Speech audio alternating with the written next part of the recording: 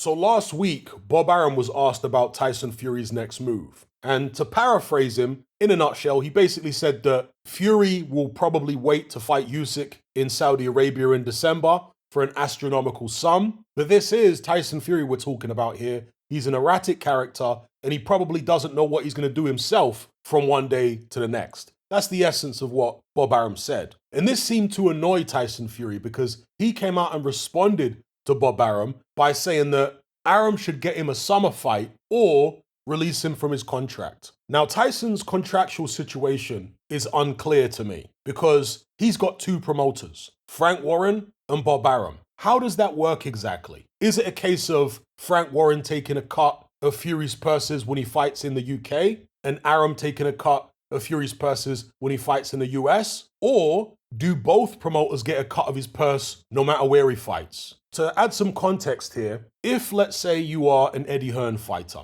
and Hearn loses a purse bid and you have to go and fight on a Frank Warren show, Hearn still gets a cut of your purse, even though he has nothing to do with the promotion. That's how it normally works in boxing. If Bob Arum is still getting a cut of Tyson Fury's purses, let's say the last two against Dillian Whyte and Derek Chisora, I could see why that would annoy Tyson Fury, given the fact that he apparently can't get in to the United States because of his previous association with Daniel Kinahan. Therefore, he can't put Bob Arum to work and make him earn that cut of the purse by actually doing the promotion and putting the fight on. Arum is getting his cut for doing nothing. And if it's just one fight, okay, you can accept it. But when it's several fights, it's more difficult to accept. In a contract, both parties have obligations, and Fury might feel that he can't fulfill his obligations with regards to fighting in the United States on top rank cards. Therefore, that contract should be null and void. I'm speculating here. He may not feel this way at all, and I'm not privy to what it says in his contracts.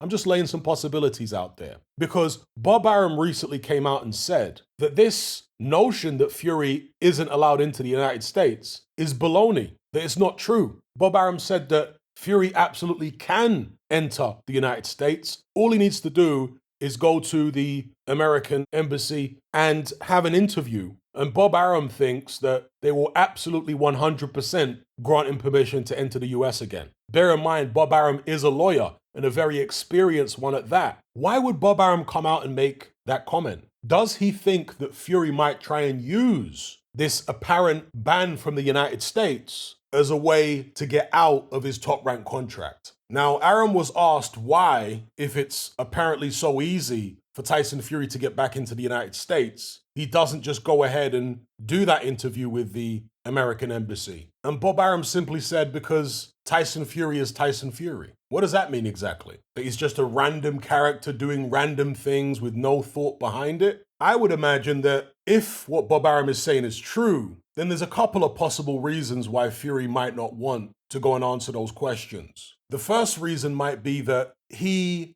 still feels some type of loyalty to Kinahan and doesn't want to give any information to the American government that might harm Kinahan in any way. And the other possibility is it's not loyalty that's making him hesitant to go and answer those questions, but perhaps fear. Maybe he's afraid of being in Kinahan's bad books and losing his trust. And perhaps Bob Arum knows this, but is willing to take advantage of the situation in order to keep getting a cut of Tyson Fury's purses. Again, I'm speculating. I have no knowledge of Fury's contract with Bob Arum. I don't know whether Arum is still getting a cut from Fury's fights in the UK or not. Just to be clear, I'm not trying to catch any legal smoke here. There's another potential facet to this whole thing, and that is the possibility that John Fury has been working on his son behind the scenes, imparting his paranoia onto Tyson, trying to turn him against Frank Warren, Bob Arum, Sugar Hill Stewart, and so on, so that John Fury can take the place of all those people. Not only be Tyson's trainer, but also have a hand in managing him and even promoting him. I suspect John Fury has ambitions for the Fury family as promoters in the sport of boxing, keeping all the money for themselves instead of helping to keep Frank Warren and Bob Arum rich. Anyway, I will leave it there. Let me know what you guys think about all of these possibilities in the comment section below.